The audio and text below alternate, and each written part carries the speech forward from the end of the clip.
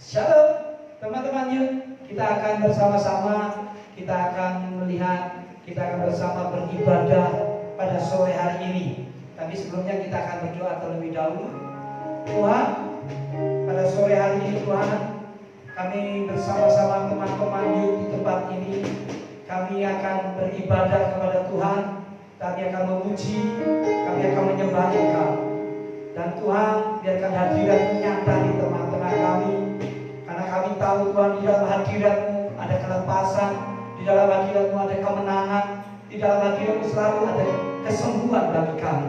Bapa, kami percaya Tuhan, Roh-Mu bekerja pada sore hari ini atas hidup kami. Setiap kami teman-teman yang melihat dan mendengarkan ibadah bersama saat ini, kami percaya Tuhan, Tuhan bekerja yang sama di sana. Bapa, kami serahkan ibadah yuk pada sore hari ini dari awal pertama hingga akhir ke dalam tangan kuasa-Mu Tuhan. Haleluya, amin. Shalom, kita berjumpa kembali. Saya percaya kita akan memuji Tuhan, kita akan menyembah Tuhan bersama-sama, dan kita percaya bahwa kita dalam sukacita Tuhan. Mari kita akan memuji bersama-sama. Kita Allah itu baik. Haleluya.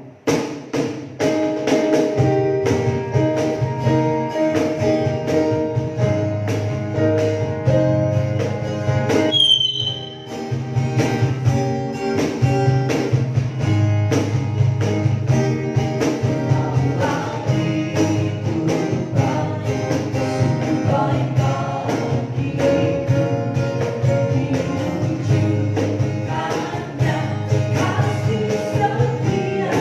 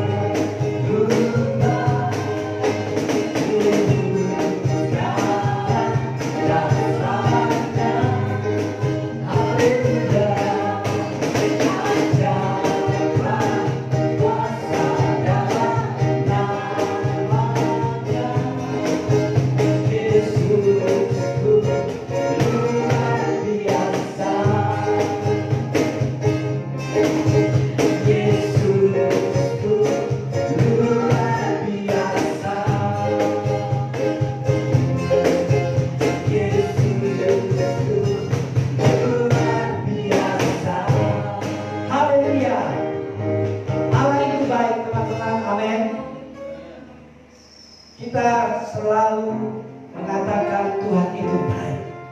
Kita harus bersyukur kepada Tuhan. Sekecil apapun berkat yang Tuhan berikan kepada kita, kita akan mengatakan dan mengucapkan bahwa Tuhan Yesus baik. Amin. Dan kita sore hari ini kita akan terus memuji Tuhan, ya. Kita akan semangat terus teman-teman youth, supaya kita ini terus menyala-nyala api roh kita di dalam kita, supaya kita terus melayani Tuhan, kita hidup di dalam Tuhan.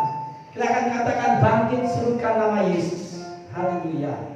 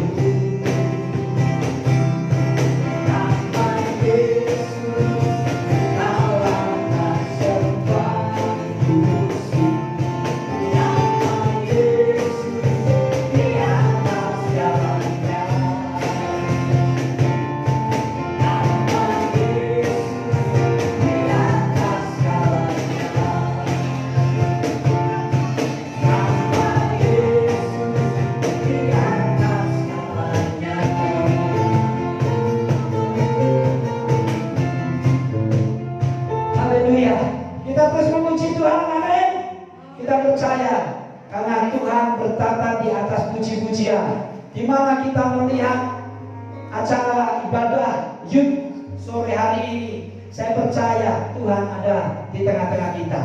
Pada saat ini kita akan menyembah Tuhan. Siapkan hati kita akan mendatang kepada Tuhan, kita akan menyembah kepada Tuhan. Haleluya Yesus. Haleluya Tuhan. Oh, haleluya Yesus. Kami datang kepadamu, kami menyembahmu.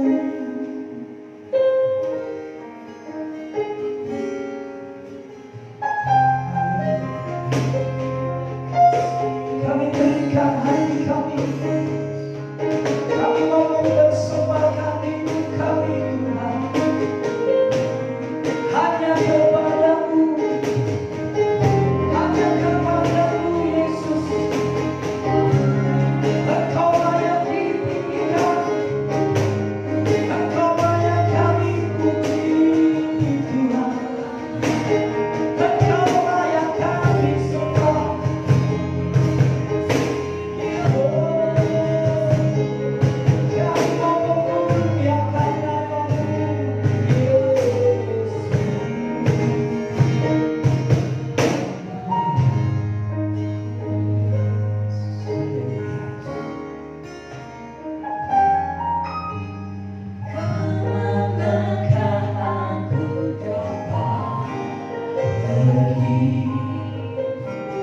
Menjauhi rohmu yang suci, kau sahabat,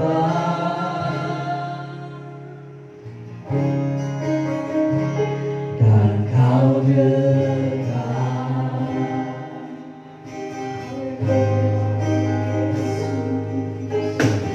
Bahkan seluruh pemberianmu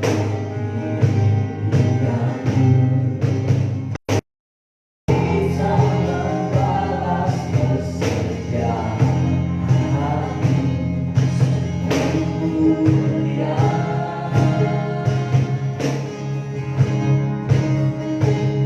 dan berharga.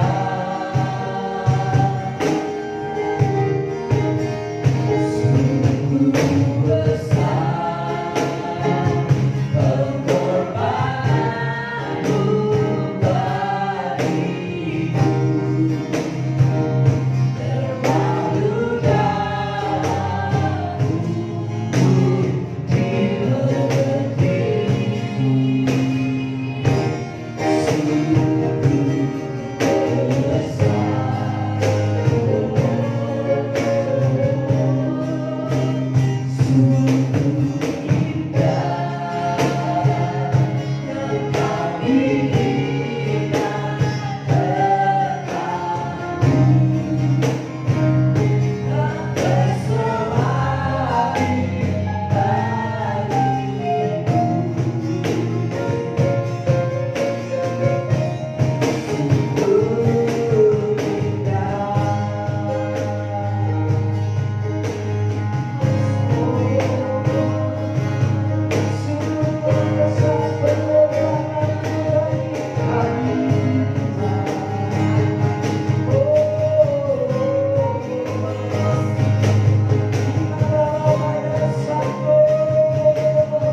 Sungguh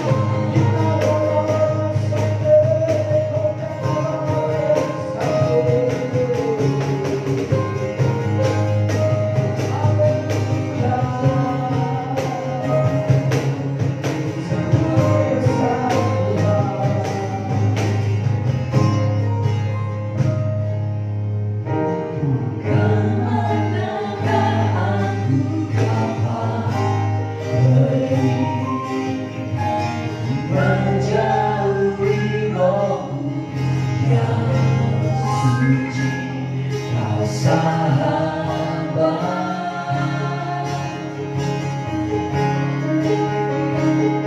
kau dekat.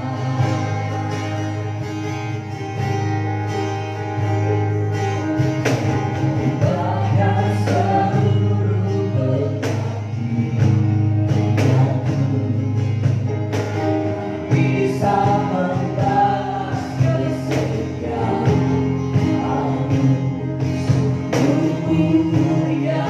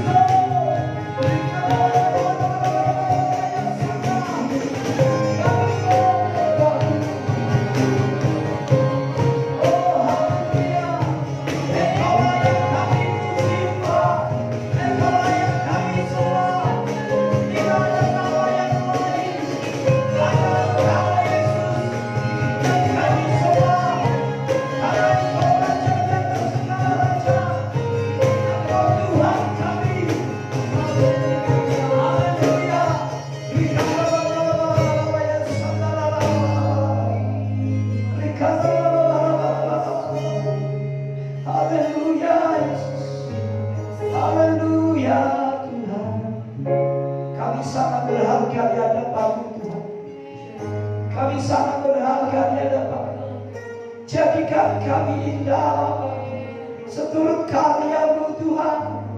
Oh haleluya Yesus, haleluya Yesus. Kita yang Bapa mulia, seturut karya-Mu di dalam hidupku, ajarku berharap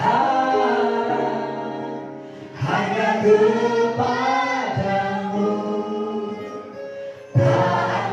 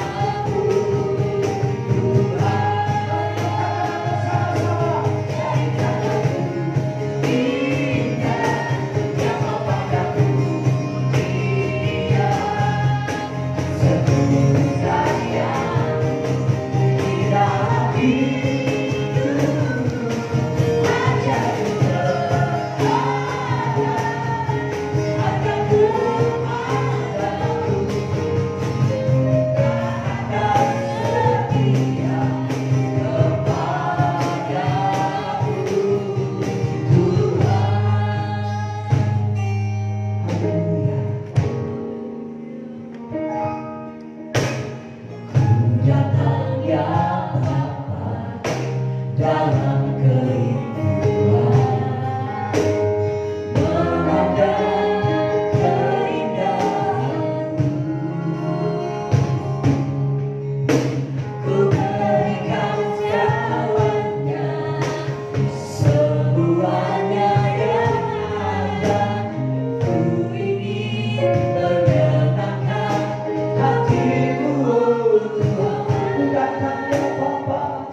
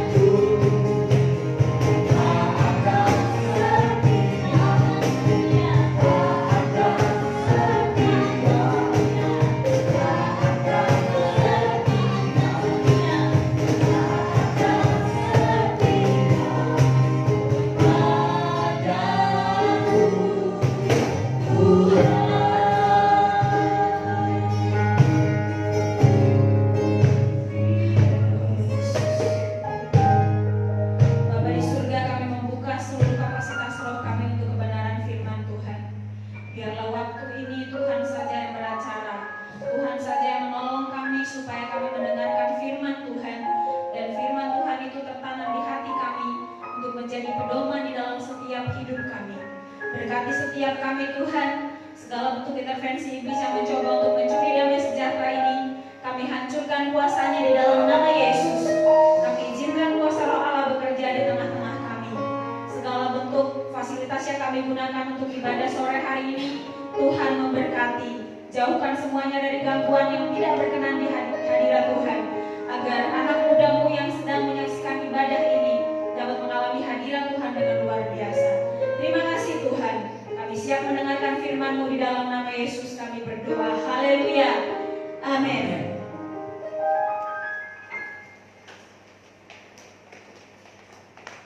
Iya, terima kasih. Salam. Saya menyapa yang ada di sini maupun yang ada di rumah.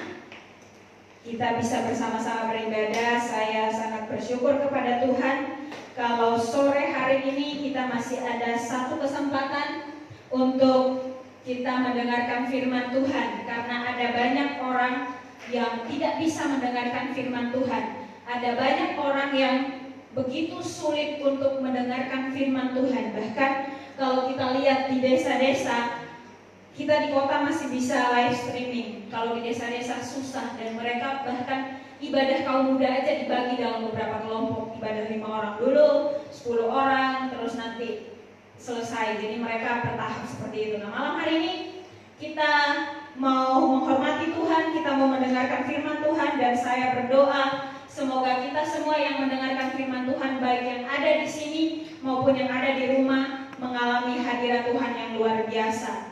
Saya menghimbau kepada yang ada di sini supaya mengambil posisi duduk yang paling baik, menghormati Tuhan, dan ketika ada pertanyaan-pertanyaan yang mungkin akan saya sampaikan, yang ada di sini boleh mewakili yang ada di rumah untuk menjawab. Iya, teman-teman tahu ini tanda apa? Tahu. Tanda apa itu? Tanda tanya. Iya, ini saya bertanya dan saya memberikan tanda tanya. Ini LCD-nya agak aneh seperti itu. Nah, kalau melihat gambar ini, siapakah tokoh ini? Jelas ya? Obama, hanya satu orang yang tahu? Obama itu. Selanjutnya yang ini? Jokowi. Oke. Kalau yang ini? Ahok. Ahok. Yang ini? Agnes Monica. Agnes Monica. Kalau yang ini?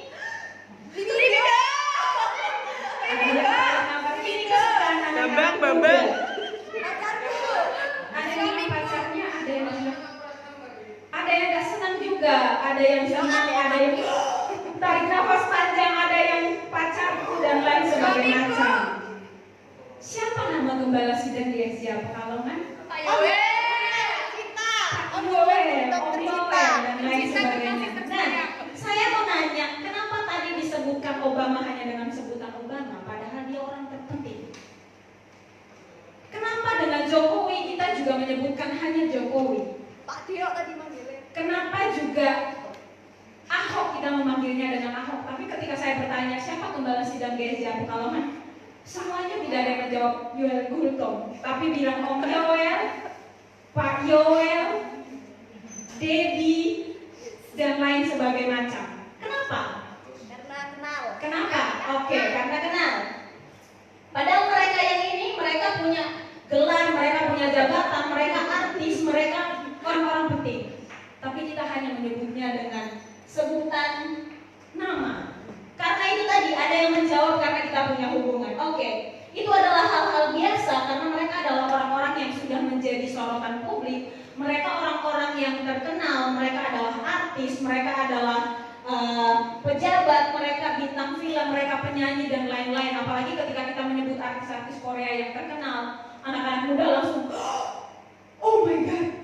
Seandainya dia ada di sini, mungkin di dalam sini gak ada orang. Mungkin saya sendiri yang ngomong di sini, semua akan lari keluar dan melihat orang itu. Tapi yang tidak biasa adalah kita tidak punya hubungan yang dekat dengan mereka. Itu adalah hal yang tidak biasa. Ketika kita punya hubungan dengan seseorang, kita punya hubungan dekat dengan orang tersebut, maka kita punya tanggung jawab yang besar untuk menghormati orang tersebut. Kita punya tanggung jawab yang besar untuk menghormati orang itu baik di dalam nama baiknya maupun karyanya, kita akan bisa menghormati orang itu. Karena apa? Kita punya hubungan yang dekat dengan orang tersebut. Nah kemudian sebuah hubungan yang dekat itu membuat adanya tanggung jawab untuk menjaga nama baik orang tersebut. Kalau kita kenal dengan orang lain, itu akan menentukan hubungan kita. Kita akan bisa menjaga nama baik orang itu, dan kita juga bisa menjelekan nama baik orang itu. Tapi tanggung jawab kita sangat besar untuk kita menjaga nama baik orang tersebut. Kalau kita punya orang tua di rumah, misalnya Dorcas itu kalau nilainya baik, dia berharap yang senang terlebih dahulu pasti orang tuanya. Dan nilai berapapun yang dia kasih, orang tuanya pasti akan senang. Dan ketika dia ingin melakukan sesuatu dan ketika dia berpikir bahwa itu akan merusak nama baik dari orang tuanya, dia akan berpikir. Karena apa? Dia punya hubungan yang dekat dengan orang tuanya dan dia memiliki tanggung jawab yang besar untuk menjaga nama baik dari orang tuanya. Malam hari ini kita belajar bersama-sama bahwa ketika kita bertanggung jawab untuk menjaga nama baik seseorang, karena mereka adalah orang-orang terdekat kita. Siapa orang terdekat kita? Orang tua kita, teman-teman kita, sahabat kita, atau bahkan mungkin pacar kita, orang-orang muda. Mungkin itu adalah orang-orang terdekat kita. Oleh karena itu berarti kita punya tanggung jawab yang besar untuk kita menjaga nama baik mereka. Karena apapun yang kita lakukan itu berhubungan dengan nama baik mereka. Contoh, Tius ini kan tinggal di gereja. Bebeknya Yosi kan tinggal di gereja. Dia tinggal di gereja dan apapun yang dia lakukan, yang ada di gereja, orang tahu ini gereja GSCA, pendetanya Pak Yoel. Orang tahu pendetanya Pak Yoel, dan ketika Tius salah di sekolah, yang dipermalukan siapa? Pak Yoel, karena dia tinggal di gereja. Tapi kalau dia baik di sekolah, nilainya bagus, dia juara, bahkan mungkin dia juara sekabupaten, dia juara sekota, provinsi dan sebangsa Indonesia internasional, juga dia bawa nama baik orang-orang yang terdekat dengan dia. Jadi ketika kita punya hubungan dengan seseorang, kita punya tanggung jawab penuh untuk menjaga nama baik orang tersebut. Bahkan juga tidak menutup kemungkinan bahwa ketika kita jelek, kita melakukan sesuatu yang jelek, maka kita sedang juga menjelekkan orang yang punya hubungan dengan kita. Coba kita lihat di sekolah. Kalau kita ada di sekolah atau kita ada di perkuliahan, yang kalau kita salah, yang ditanyakan bukan kenapa kamu berbuat begitu, tapi pasti pertama ditanyakan, orang tuamu ngajarin apa sih? Yang salah siapa? Kita yang salah, tapi nama orang tua kita yang jelek. Itu berarti kita punya tanggung jawab yang besar untuk menjaga nama baik seseorang. Tindakan kita itu dapat merusak nama baik seseorang dan juga dapat menjaga nama baik seseorang. Jadi tindakan kita itu penting. Ketika kita punya hubungan dengan seseorang, kita tidak punya hubungan dekat dengan Jokowi walaupun beliau adalah presiden kita. Tapi selagi kita tidak menjelekkan nama Jokowi, maka kita sebut dengan sebutan Jokowi itu juga biasa-biasa aja. Tapi ketika kita punya hubungan dengan Gembala Sinteyong misalnya, Pak Yoel seperti itu, dan kita menyebut namanya aja kita merasa seperti kita sedang menjelekan, seperti kita sedang tidak sopan. Dan tindakan kita yang kita lakukan itu dapat mempengaruhi, dapat menjaga, mempengaruhi nama baik dari seseorang yang kita kenal, bahkan juga dapat merusak nama baik dari orang itu. Jadi tindakan yang kita lakukan itu mempengaruhi banyak hal dari orang-orang yang terdekat kita. Bukan hanya kita yang jelek, tapi orang-orang di sekitar kita itu yang dekat dengan kita itu juga menjadi jelek. Karena apa? Tindakan yang kita lakukan. Oleh sebab itu berhati-hatilah dalam tindakan kita, karena tindakan kita berpengaruh terhadap nama baik Bapa di surga. Kita ini kan mengaku anaknya Bapa.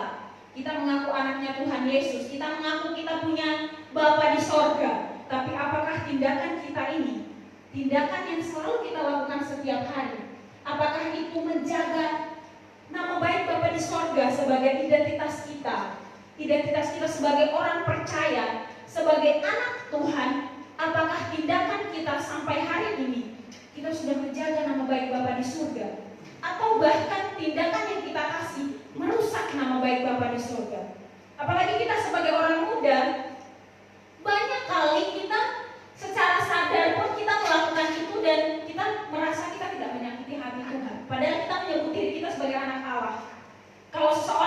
dirinya sebagai anak dari Bapak ini, dia bertanggung jawab penuh untuk menjaga nama baik Bapak ini. Orang menjelekkan nama bapaknya aja, atau dengan sebutan yang ejek-ejekan. Kalau kita masih SD dulu itu lebih senang orang tahu nama orang tua kita daripada orang tahu sesuatu di rumah. Benar? Karena kalau orang tahu nama orang tua kita pasti akan diejek-ejek di sekolah.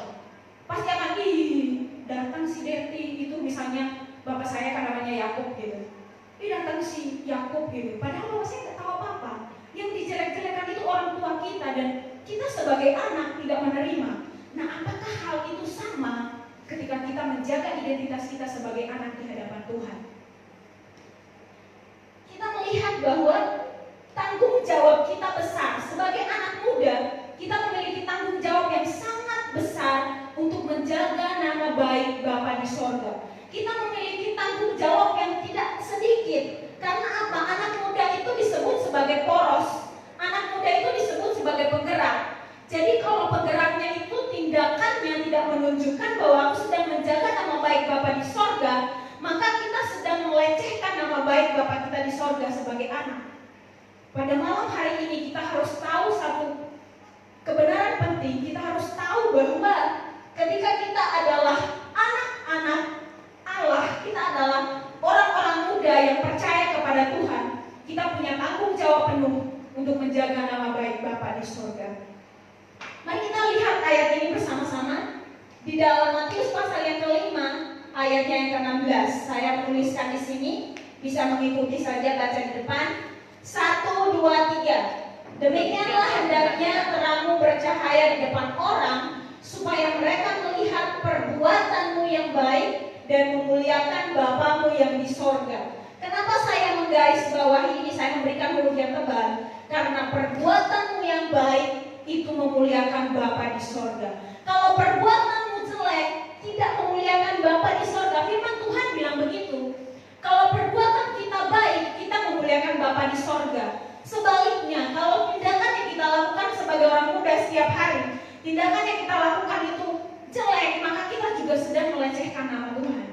Kita sedang tidak mempermuliakan Tuhan dalam kehidupan kita. Bahkan secara sadar pun kadang-kadang kita melakukan hal itu dan kita berpikir kita baik-baik saja. Kita tidak sedang menyakiti hati Tuhan. Nah, kita harus memiliki tindakan sebagai orang percaya, sebagai orang yang punya identitas, di mana kita ini memiliki identitas sebagai anak Allah, dan kita bertanggung jawab untuk menjaga nama baik Bapa di sorga. Kita bertanggung jawab penuh untuk memuliakan Bapa di sorga. Kita lihat apa tindakan kita dalam menjaga identitas kita sebagai orang percaya. Apa tindakan kita yang paling nyata di dunia ini sebagai orang muda yang kita lakukan supaya menjaga nama baik Bapa di sorga? Apa tindakan kita atau apa perbuatan kita yang kita lakukan yang menjaga identitas kita sebagai orang percaya, di mana kita menjaga posisi kita sebagai anak yang selalu memuliakan nama Tuhan? Kita lihat bersama. Firman Tuhan mengatakan, "You are the salt of the earth." Kamu adalah garam dunia. Saya membuat terjemahannya, tapi LCD-nya sedikit mengganggu, sedikit menghilangkan beberapa bagian yang bagus dari ini. Nah, kamu adalah garam dunia. Oke, iya. Firman Tuhan mengatakan bahwa kamu adalah garam dunia. Coba kita melihat, saya mengajak anak muda untuk belajar bahasa asli dari Alkitab. Kita belajar sedikit, kita belajar ini bahasa Yunani. Tulisannya ini ketika kita baca ini ST, bukan ST, tapi ini ST. Nah, firman Tuhan mengatakan kamu adalah garam dunia. Artinya kamu itu garam dunia. Firman Tuhan gak bilang saya tidak fokus kepada garam, tapi saya fokus kepada kalimat sambung, kalimat penghubung di sini yang merupakan satu kalimat kepastian, bukan kalimat pengharapan. Firman Tuhan gak bilang begini, kamu nanti akan jadi garam. Firman Tuhan gak bilang begini, moga-moga kamu jadi garam atau semoga kamu jadi garam. Enggak, tapi firman Tuhan bilang, kamu adalah garam. Tara adalah garam. Yosi adalah garam. Firman Tuhan bilang, kamu itu loh, kamu itu adalah garam. Bukan bilang, kamu nanti suatu saat mungkin bisa jadi garam. Enggak gitu. Firman Tuhan enggak gitu, tapi firman Tuhan bilang, kamu itu loh, kamu itu garam. Jadi kata penghubung ini merupakan sebuah keharusan. Adalah itu berarti ST itu sama dengan kamu itu garam. Kamu itu garam, bukan kamu nanti suatu ketika kamu akan jadi garam, atau semoga saya berdoa semoga kamu jadi garam. Enggak. Kita lihat, saya menambahkan di sini menurut Kamus Besar Bahasa Indonesia. Jadi kalau kata ST tadi itu dia present indikatif aktif orang kedua jamak yang berarti sebuah keharusan. Kalau kita khotbah di orang tua kan nggak perlu menyebutkan yang seperti ini. Tapi karena ini orang muda yang jiwanya masih sangat kuat untuk belajar, kita perlu tahu bahwa kalau itu menunjukkan ada apa dengan PowerPoint saya? Kalau itu menunjukkan sebuah penggunaan orang kedua jamak, dan itu menunjukkan bahwa kata itu merupakan sebuah keharusan, bukan sebuah permintaan atau pengharapan. Kadang-kadang ketika ayat firman Tuhan berkata kepada setiap kita dan memberikan sebuah pengharapan, kita mungkin bilang, amin Tuhan, rancanganku bukanlah rancangan kecelakaan tapi rancangan damai sejahtera. Iya, amin Tuhan. Saat ini kita misalkan kita sedang mengalami situasi seperti saya sedang mengalami tangannya terganggu, saya mungkin bilang rancangan Tuhan adalah rancangan damai sejahtera. Tapi kali ini firman Tuhan gak bilang saya merencanakan untuk suatu saat kamu jadi garam. Tapi saat ini firman Tuhan bilang kamu hari ini adalah garam. Hari ini saat kita mendengarkan firman Tuhan ini, posisi kita adalah garam. Nah, kita lihat, iya, nah ini betul ini. Nah, kita lihat garam. Garam itu fungsinya sebagai apa? Boleh menjawab? Garam itu fungsinya seperti apa? Rasa. Lagi yang lain. Penyedap. Memberi rasa asin. Memberi rasa asin. Apa lagi? Pengawet. Cemilan. Bikin darah tinggi. Garam itu kalau dimakan kebanyakan bikin darah tinggi. Oke. Nah, garam itu sebagai bumbu penyedap, juga sebagai pengawet. Garam itu sebagai agen pemurni dan pembasmi bakteri. Jadi kayak kemarin kita dengar orang bilang begini, kalau kamu rasa tenggorokanmu gatal, kumur air garam, bukan diminum ya, dikumur-kumur biar bakteri yang ada di dalam mulut itu keluar. Bahkan kalau orang zaman dulu, saya lihat opa saya itu termasuk orang yang zaman old banget, dan kalau dia sariawan, kita biasanya cari apa? Albotil. Kita cari apotik dan kita nyari obat. Bahkan kita cari-cari di internet, obat sariawan itu apa? Tapi orang zaman dulu kalau sariawan, dia ambil garam begini terus ditaruh di bagian sariawan. Terus habis itu udah selesai dan sembuh. Dan garam ini fungsinya sangat banyak. Dia bukan hanya untuk ini, tapi masih ada yang lain lagi. Masih ada beberapa macam fungsi garam itu yang bisa kita tahu di dalam kehidupan kita. Masih banyak lagi. Bahkan kalau di Kupang ada orang-orang yang mata pencahariannya setiap hari itu membuat garam. Mereka memproduksi garam di pinggir pantai itu, mereka bahkan tinggal di situ. Mereka memproduksi garam yang bukan garam dari pabrik, tapi mereka memproduksi dari laut itu. Jadi biasanya mereka membuat satu kolam itu dari pasir, terus mereka memasukkan air laut ke dalam. Nah, terus air laut itu dibiarkan kering. Kalau sudah kering, nanti tumpukan garam itu diapain dengan caranya mereka, dan akhirnya dia bisa jadi garam. Jadi garam ini manfaatnya sangat banyak yang saya tuliskan, dan ada lebih lagi yang tidak saya tuliskan di sini. Nah, kalau firman Tuhan mengatakan bahwa kamu adalah garam, kamu itu garam, maka apa yang harus kita lakukan? Apa yang kita harus lakukan menjadi garam yang optimal? Kalau hanya menjadi garam yang biasa-biasa saja, firman Tuhan mengatakan bahwa kalau tidak asin lagi dibuang dan diinjak-injak orang. Itu maksudnya begini, di dalam pada saat penulisan Alkitab, itu garam itu bukan seperti sekarang yang bubuk, tapi garam itu dalam bentuk batu. Jadi ketika mereka memasak, mereka akan memasukkan batu itu ke dalam masakan mereka yang kira-kira dirasa-rasa sudah asin, batu itu dikeluarkan, tapi batu itu bentuknya masih utuh seperti pada saat mereka memasukkan ke dalam. Dan ketika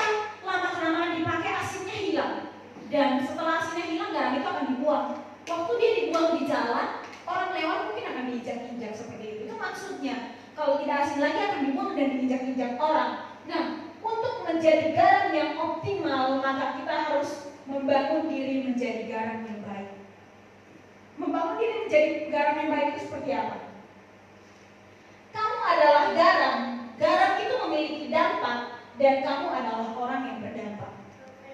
Coba kita lihat di dalam kehidupan kita. Contoh, yang lagi ngetren yang ngalahin virus corona itu virus apa? TikTok. Virus TikTok itu lebih hebat daripada virus corona. Dia bisa membuat orang-orang itu bisa joget sendiri, bisa diam, bisa tiba-tiba tuh nangis, pura-pura nangis, bisa tiba-tiba tuh gangguin orang gak jelas, bisa pokoknya TikTok itu bisa mengakibatkan orang lain itu seperti orang stres bisa, seperti orang yang sangat bahagia bisa, seperti orang yang sangat kesusahan bisa, seperti orang yang sangat apapun dia bisa. Nah, firman Tuhan mengatakan bahwa kamu adalah garam.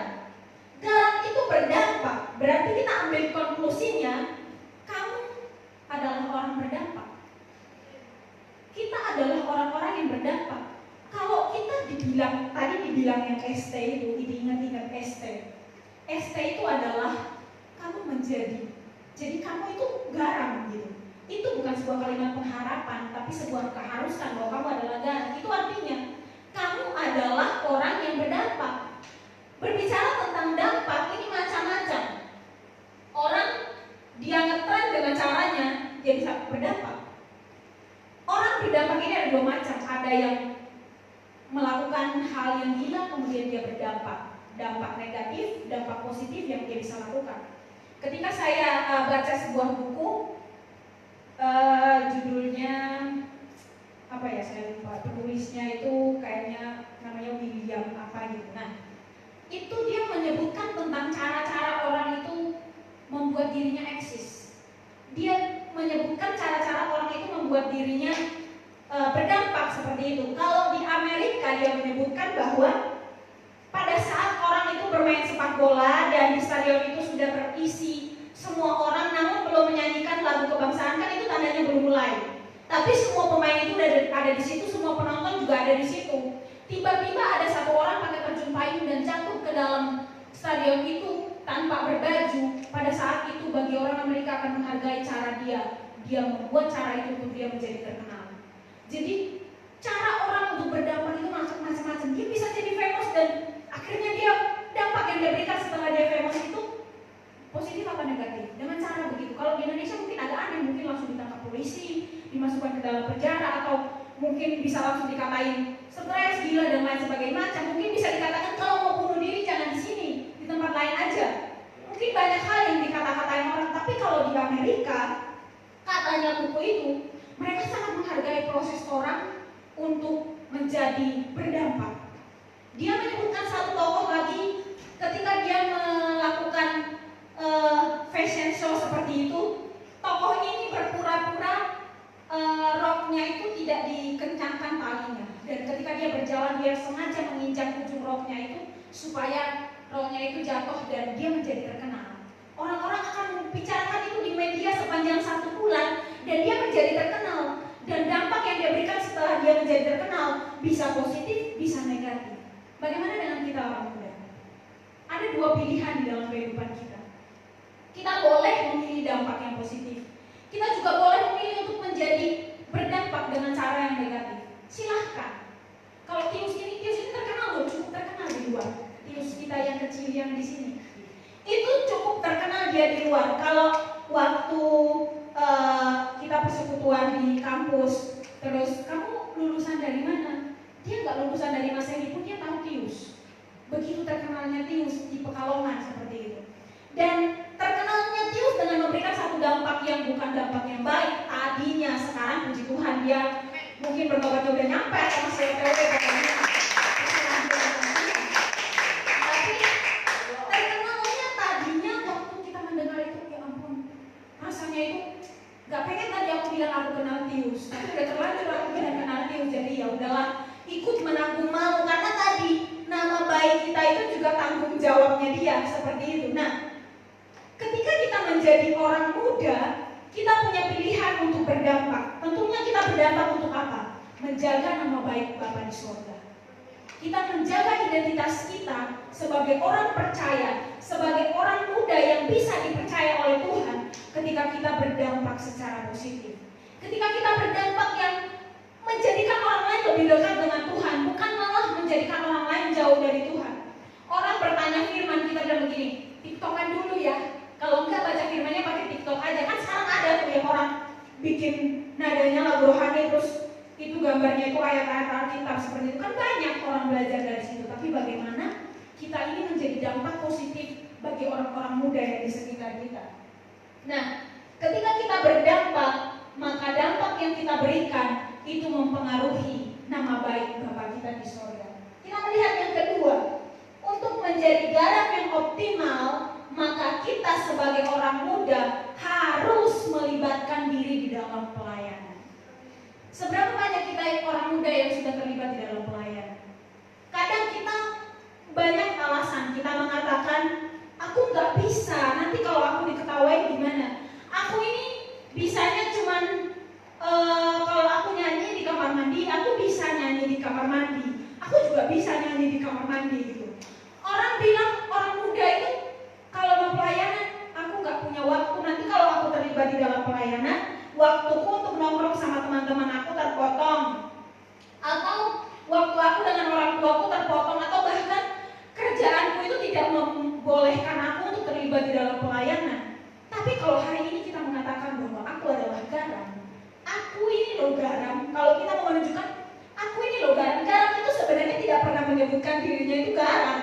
Dia nggak pernah berpromosi di mana-mana bahwa aku ini loh garam. Walaupun pabrik garam itu menulis di sampulnya, di kulitnya garam itu garam, supaya orang lain banyak yang tahu. Bahkan kalau kita menyimpan, ibu-ibu yang biasa nyimpan kotak bumbu di rumah itu, nggak usah ditulis di garam. Kita mencoba sedikit, mencicipi sedikit, kalau rasanya asin kita pasti bilang apa? Garam. Kalau kita bilang enak, itu aneh. Kita pasti bilang garam karena rasanya asin. Dan rasa garam itu yang harus kita praktekkan di dalam kehidupan kita sebagai orang muda. Kita sebagai orang muda punya tanggung jawab yang besar supaya kita terlibat di dalam pelayanan. Siapa yang tahu ini apa? Lampu ya. Ini lampu kan? Yang menciptakan lampu ini siapa? Thomas Alva. Bambang. Ini siapa? Alexander siapa? Graham Bell. Sekolahmu di mana, Bro? Sekolahmu di mana?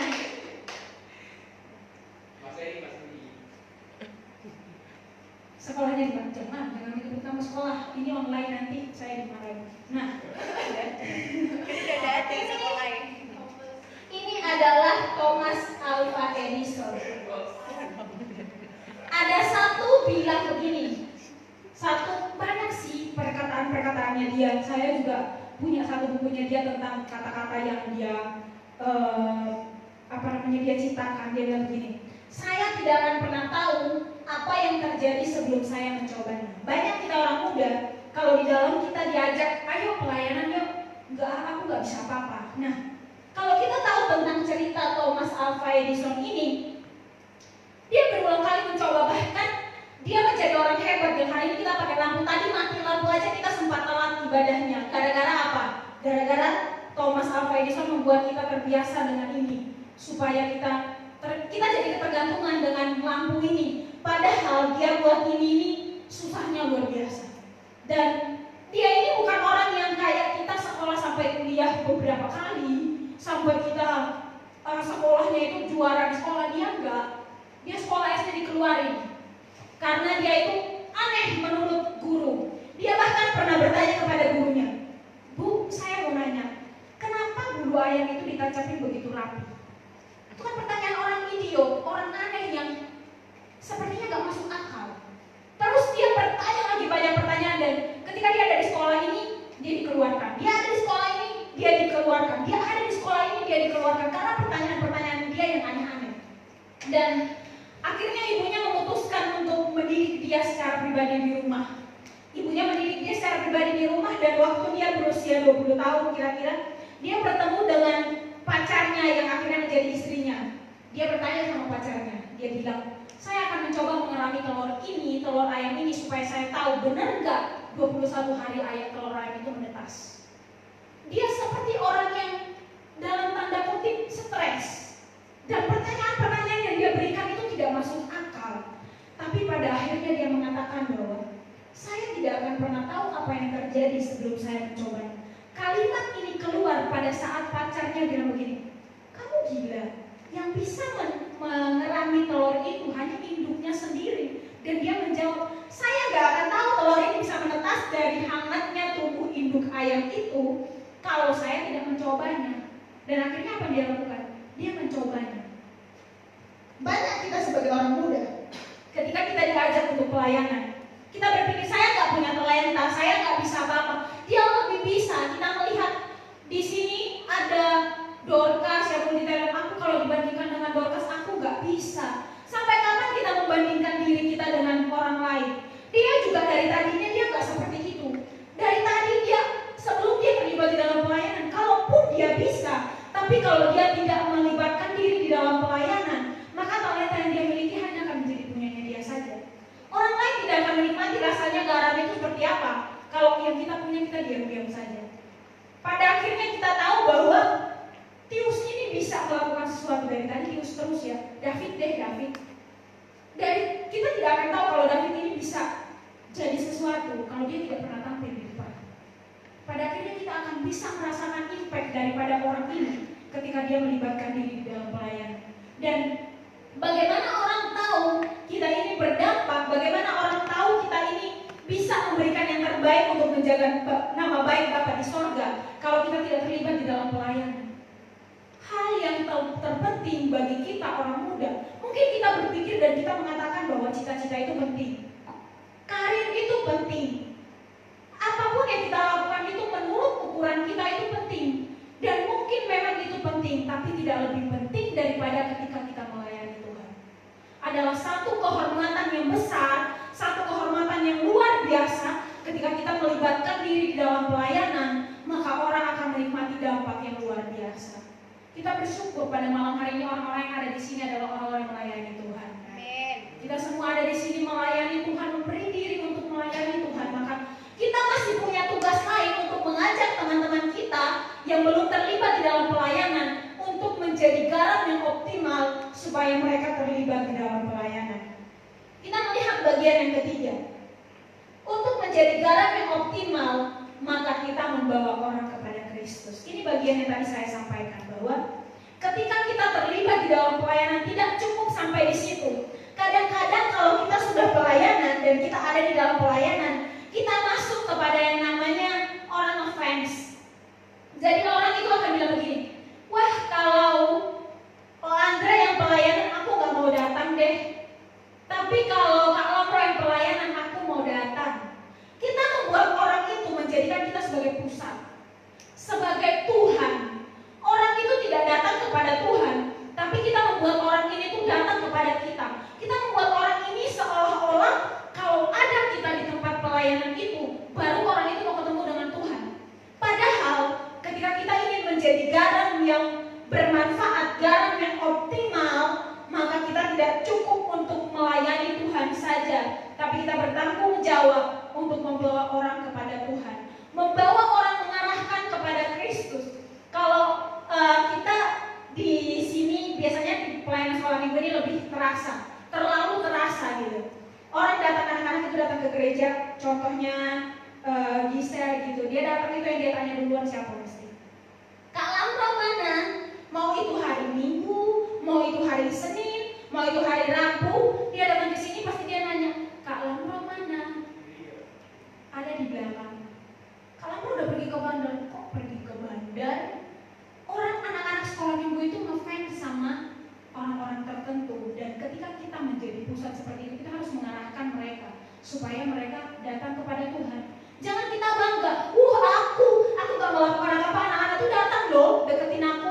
Anak-anak tuh bisa deketin aku loh kalau aku terlibat di dalam pelayanan, kalau aku yang pelayanan. Yang datang tuh banyak banget loh, anak kaum muda dari gereja lain juga datang. Karena apa? Poster yang dipampang di sana besar, Derti yang pelayanan, orang pasti datang. Itu sebenarnya pusat perhatiannya orang-orang kepada siapa? Kepada Tuhan atau kepada kita?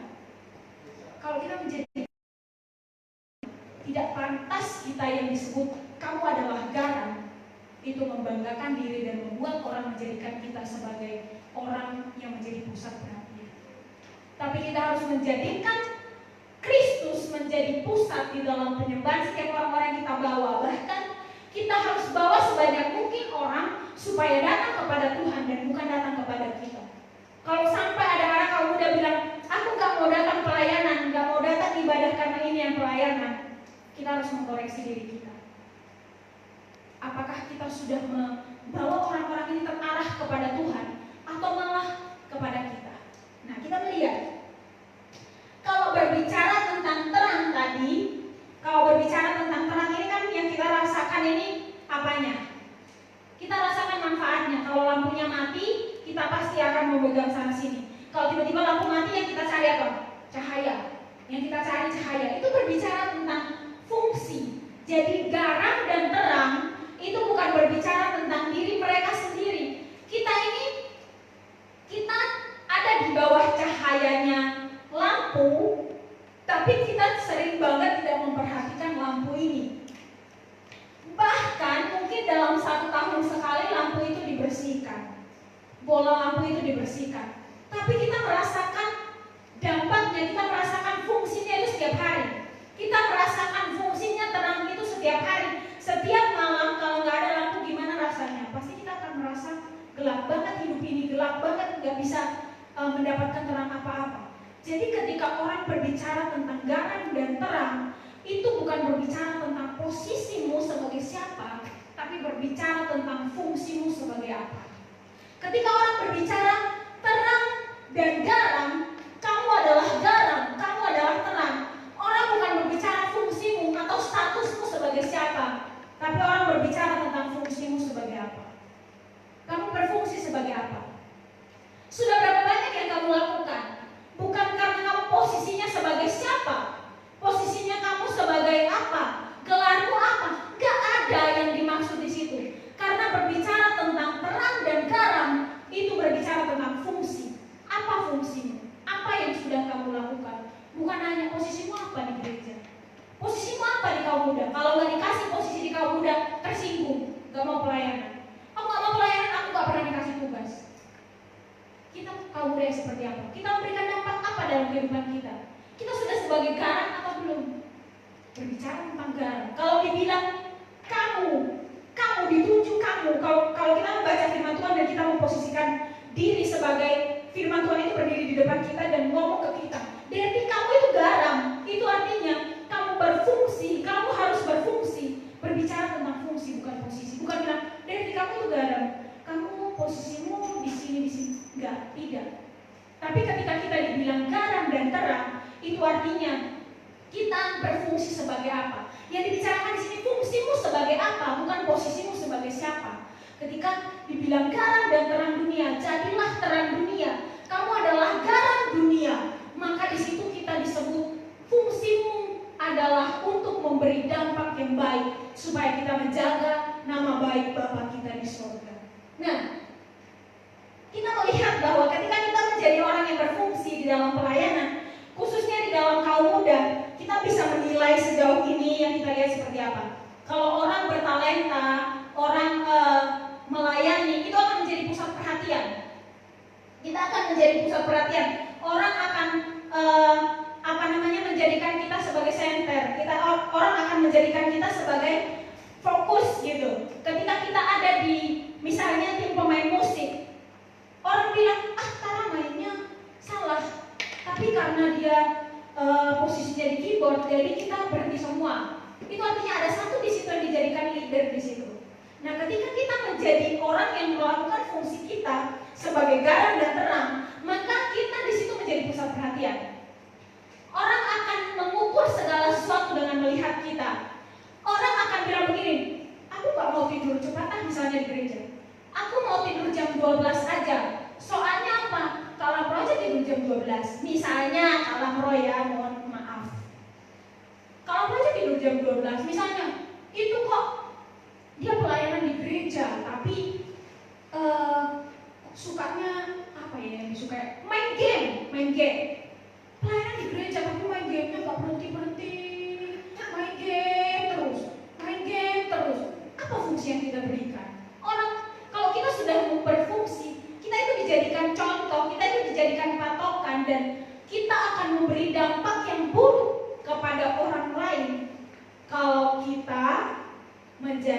contoh yang tidak benar. Fungsi kita tidak benar. Kita tidak mengasinkan, tapi kita membuat orang itu menjadi tawar. Kita membuat masakan itu menjadi hambar karena dengan perbuatan kita yang tidak baik. Atau kita bukan memberi terang, tapi kita malah membuat orang itu masuk ke dalam kegelapan. Karena apa? Tindakan kita atau apa yang kita lakukan itu nggak baik. Aku itu kok ditegur nggak boleh mainan HP, cecetan saat ibadah. Gantian cecetan saat ibadah. Orang menjadikan kita patokan dan akhirnya kita menjadikan orang itu bukan masuk ke surga, tapi kita mendorong dia. Dia udah dapat pintu neraka, kita dorong dia supaya dia masuk ke dalam neraka. Bagaimana kita menjadi orang muda yang berdampak? Bagaimana kita menjadi orang muda yang bisa membawa orang lain kepada Tuhan? Mungkin kita akan berbangga, aku dengan segala popularitas yang aku punya, segala talenta yang aku punya, orang bisa berpusat kepadaku. Bagaimana dengan motivasi di hadapan Tuhan?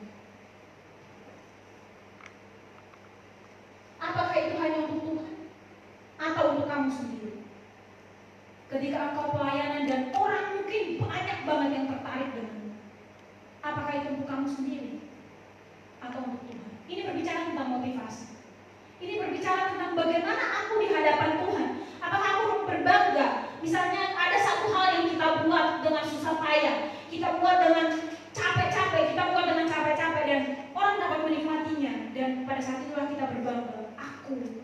Aku hebat, sudah melakukannya. Apakah itu untuk Tuhan? Apakah semua yang kita berikan itu untuk Tuhan?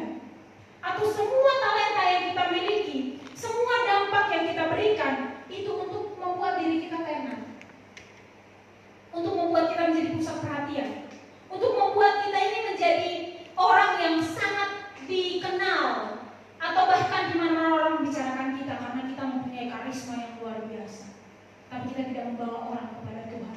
Betapa malangnya kita sebagai orang muda yang tidak mengarahkan orang kepada Tuhan, tapi bahkan mengarahkan orang kepada talenta kita. Kamu harus seperti aku, kamu harus begini, aku itu melakukan ini loh, melakukan ini. Jadi kita membuat orang itu jauh daripada Tuhan. Bagaimana garam yang dapat membuat segala yang hambar untuk memiliki rasa, maka kita harus menyedapkan kehidupan banyak orang yang hambar sekarang. Jadi banyak kejahatan sekarang terjadi. Saya berpikir bahwa ada banyak kehidupan orang yang mulai hambar. Orang sudah menganggap saudaranya itu sebagai bahan eksperimen, menganggap orang lain itu sebagai, aku nggak bisa potong ikan nih, aku mau belajar potong ikan dengan potong temanku, atau aku mau potong ikan tapi nggak bisa, aku mau potong adikku gitu. Aku mau belajar bunuh ayam, dari mana? Dari adikku. Aku belajar bunuh ayam, tak coba-coba dulu ke adikku, kalau mati nah mungkin aku bisa membunuh ayam seperti itu. Nah, banyak orang yang melakukan kejahatan itu semakin hari semakin luar biasa. Saya berpikir bahwa karena banyak orang yang kasihnya sudah hambar, banyak orang yang sudah tidak mengalami kasih Kristus di dalam kehidupannya, banyak orang yang menjadikan orang lain sebagai pusat, dan ketika dia dijadikan pusat, dia tidak membawa orang ini kepada Tuhan, tapi dia membawa orang ini untuk mengandalkan dirinya, dan di saat itulah hidup orang akan menjadi hambar. Dia tidak akan pernah merasakan apa-apa, karena yang dia rasakan ketika aku sama dia, aku bahagia. Kalau nggak ada dia, ya udah aku nggak bahagia. Tapi ada satu lubang kosong, ada satu bagian kosong di dalam dirimu yang tidak akan bisa diisi oleh orang yang paling kamu andalkan di dalam hidupmu, kecuali Tuhan. Jadi ketika hidup kita, ketika kita melihat, kadang-kadang orang bilang, Tuhan di mana sih kok masih ada kejahatan? Adanya kejahatan dan tidak ada kejahatan bukan tergantung dari adanya Tuhan atau tidak. Tapi bagaimana kehangatan kasih itu dapat terjadi di dalam kehidupan kita. Dan itu adalah tugas kita sebagai orang muda. Kalau kita tidak menunjukkan, kalau kita sebagai orang muda kita berkelompok-kelompok, kita bergeng-gengan, oh yang gengnya heboh sama yang gengnya heboh aja, yang pendiam sama yang pendiam aja, yang gemuk sama yang gemuk aja, yang kurus sama yang kurus aja. Kita membuat satu pemisahan yang akhirnya membuat kasih itu dingin, dan pada satu saat ada kebencian yang luar biasa terjadi di dalam kaum muda. Itu akan menjadi bumerang yang menghancurkan kehidupan orang muda. Dan setan suka itu, iblis senang dengan kehidupan yang seperti itu. Jadi ketika kita menjadi garam, ketika kita ini memberi dampak, kita berfungsi, maka berfungsilah di mana engkau bisa memberikan rasa kepada orang lain. Engkau bisa memberikan rasa kepada orang-orang yang merasakan kehadiranmu. Bukan malah ketika orang merasakan kehadiranmu, ada kehadiranmu orang gak senang, mau pergi aja karena gak suka orang itu ada di sini. Nah, mendekatkan garam ini membersihkan kuman, dan hidup kita juga harus bersih dari segala kejahatan, dosa, dan apapun yang tidak sesuai dengan kehendak Tuhan. Harus kita tidak mencemarkan nama Bapa di surga. Kepotong jadinya namanya. Nah, garam itu kan salah satu fungsinya adalah mematikan bakteri seperti itu. Nah, dosa itu menyakiti hati Tuhan enggak? Dosa itu sangat menyakiti hati Tuhan. Kalau kita sebagai orang muda, kan orang bilang begini, orang tua itu sudah mengingat nasibnya kalau dia mati dia akan kemana. Jadi pikirannya untuk bertobat itu cepat. Tapi orang muda berpikir begini, waktuku masih panjang, jadi aku mau berdosa-dosa dulu. Aku mau melakukan dosa dulu, nanti kalau udah mau mendekati tua, nanti aku bertobat, seperti itu. Dan kalau kita tahu dimanapun kita berada, orang itu harus merasakan damai, dan itu akan membuat kita memuliakan nama Bapa di surga. Itu akan membuat kita menjaga identitas kita sebagai orang percaya, dan kita memuliakan Bapa di surga. Bukan sebaliknya, kita mencemarkan nama baik Bapa di surga. Coba kalau kita sebagai orang percaya, kita sebagai orang Kristen, terus kita ada di luar sana, orang lain itu ngomongnya rusuh semua, terus kita ikut-ikutan juga rusuh di sana. Dari mana orang bisa melihat dampak kita? Di mana orang bisa menemukan kebaikan kita? Di mana orang bisa menemukan kekristenan kita sebagai identitas kita orang percaya? Di mana orang bisa menemukan perbedaan antara kita dengan mereka? Kalau kita juga ikut-ikutan dengan mereka. Kalau kita melihat dia senang kok kalau dia ngomong, dia maki-maki temannya lucu, lalu kita mempraktekkan, kita maki teman-temannya diketawain, oh lucu, kita teruskan. Di mana orang bisa melihat perbedaan antara kau dengan orang yang tidak kenal Tuhan?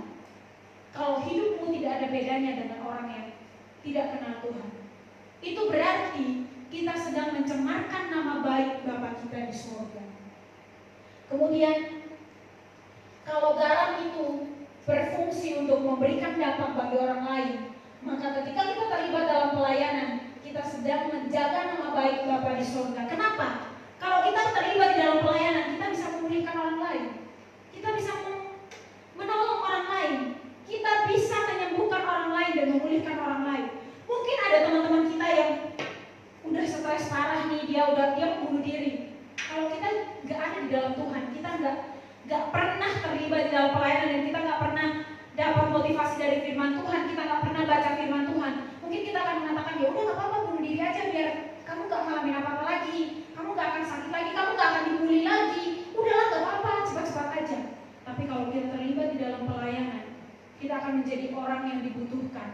Kita akan menolong orang lain, orang yang sakit kita bisa doain, orang yang dalam keadaan terpuruk kita bisa menolong mereka untuk bangkit kembali.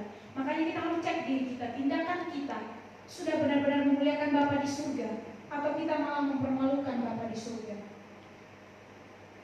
Dengan kita menjadi garam, kita harus memiliki fungsi yang baik. Kita harus memiliki fungsi yang sangat baik supaya hidup kita berdampak bagi orang lain. Saya menulis di sini sebagai seorang muda. Kalau kau memilih untuk menjadi orang yang berdampak secara negatif, silahkan. Itu adalah pilihanmu. Tapi himbauan saya pada malam hari ini, jadilah orang yang bisa memberikan dampak yang positif. Jadilah orang yang memberikan dampak yang bisa dirasakan oleh orang lain. Kalau selama ini kita berdampak dan dampak yang kita berikan adalah negatif, maka sekarang berfungsilah, berdampaklah sesuai dengan fungsi Anda, melalui talentamu, melalui apa yang kau bisa. Lakukanlah untuk kemuliaan nama Tuhan. Lakukanlah supaya Bapa di surga tidak dikecewakan, atau Bapa di surga namanya tidak dilecehkan oleh kita. berdampak mengatasnamakan Tuhan, maka kita akan dihargai oleh Tuhan.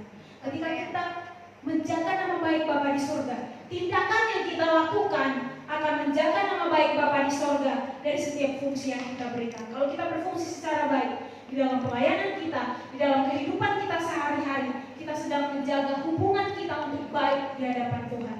Kalau kemarin kita memperingati hari kematian Tuhan, di mana Tuhan mati untuk menebus dosa-dosa kita, maka kita punya tanggung jawab untuk menjaga itu, dan membagikannya kepada orang lain. Dan kita bertanggung jawab untuk menjaga nama baik Bapa di sorga. Kita mungkin gak seperti orang lain yang ketika Tuhan mereka dijelek-jelekan, kita mengangkat tangan dan kita mengangkat pedang dan kita mengangkat yang lain-lain. Tapi kita sebagai orang percaya, ketika kita menjaga tindakan kita benar di hadapan Tuhan, berbeda dengan orang-orang yang tidak mengenal Tuhan, maka di saat itulah kita menjaga nama baik Bapa kita di sorga. Kita menjaga tindakan kita benar di hadapan Tuhan, tidak terpengaruh dengan dunia ini, tidak terpengaruh dengan pergaulan kita, maka pada saat itu kita sedang menjaga nama baik Bapa kita di surga. Mari kita tundukkan kepala kita sejenak. Kita akan merenungkan kebenaran firman Tuhan pada malam hari ini.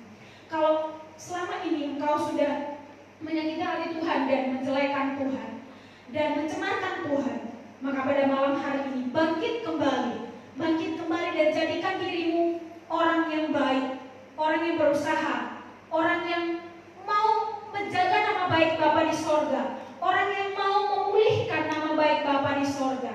Mari kita merenungkan firman Tuhan ini pada malam hari ini. Haleluya Yesus. Biarlah kita menjadi orang-orang muda yang berfungsi. Kita menjadi orang-orang muda yang berdampak luar biasa. Kita menjadi orang-orang muda yang tidak mengecewakan Tuhan, tapi kita belajar untuk kita memuliakan Tuhan di dalam kehidupan kita. Kita menaikkan pujian, Kau mau seperti-Mu Yesus.